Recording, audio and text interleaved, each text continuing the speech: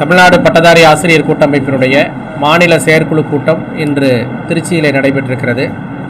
பிற்பகலிலே மறைந்த மேனாள் துணை பொதுச் செயலாளர் ஜான் கென்னடி அவர்களுடைய நினைவேந்தல் கூட்டமும் வடதரப்பு கூட்டமும் நடைபெறுகிறது.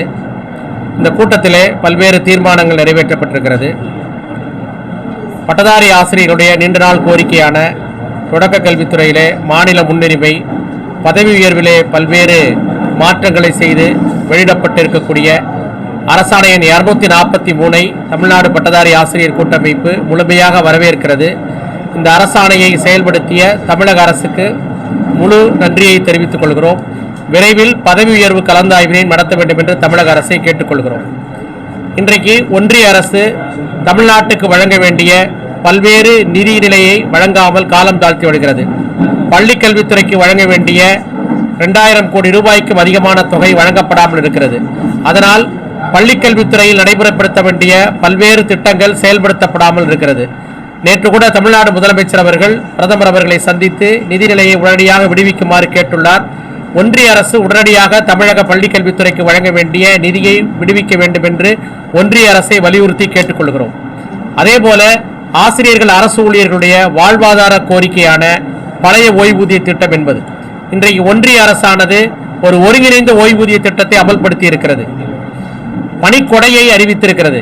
அனைத்து வகை ஊழியர்களும் பணி ஓய்வின் போது பணியிலே இறந்தால் 25 லட்சம் ரூபாய் பணிக்கொடை வழங்கப்படுகிறது. ஆனால் தமிழகத்தில் இறந்து போகிற அரசு ஊழியர்கள், ஆசிரியர்கள் புதிய ஓய்வூதிய திட்டத்தில் இருப்பவர்களுக்கு எவ்விதமான பணப்பலனும் இல்லை. கொரோனா காலத்தில் நிறுத்தி வைக்கப்பட்ட பணப்பலன்கள் இன்று வரைக்கும் வழங்கப்படாமல் இருக்கிறது. தொடர்ந்து ஆசிரியர்கள், அரசு ஊழியர்களின் கோரிக்கைகளை பரிசீலிப்பதாக தமிழ்நாடு முதலமைச்சர் அவர்கள் தெரிவித்து வருகிறார்கள். அவர் மீது நாங்கள் நம்பிக்கை வைத்து தொடர்ந்து பயணித்து வருகிறோம். ஆகவே வெகு விரைவாக தமிழ்நாடு முதலமைச்சர் அவர்கள் தேர்தல் வாக்குறுதியில் அறிவித்தபடி பழைய ஓய்வூதிய திட்டத்தை அமல்படுத்த வேண்டும். நிறுத்தி வைக்கப்பட்டுள்ள ஈட்டி விடுப்பு உள்ளிட்ட பழைய ஓய்வூதிய திட்டம், பழைய அகவிலைப்படி நிலுவைத் தொகை, அது மட்டுமல்லாமல் ஊக்க ஊதிய உயர்வு அனைத்தையும் விரைவில் வழங்க வேண்டும் என்று தமிழ்நாடு அரசை வலியுறுத்தி கேட்டுக்கொள்கிறோம்.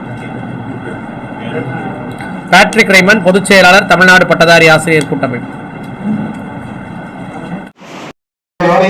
நிதி இல்லாமல், அதாவது என்பது பிரதான ஒன்றாக இருப்பதால் நாம வலு சேர்க்கவும் வலிமைப்படுத்தவும் அது ஒரு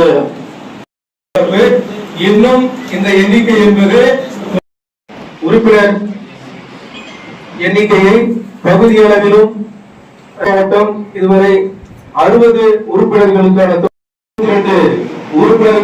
தொகையையும் முதல் மாவட்டமாக தன்னுடைய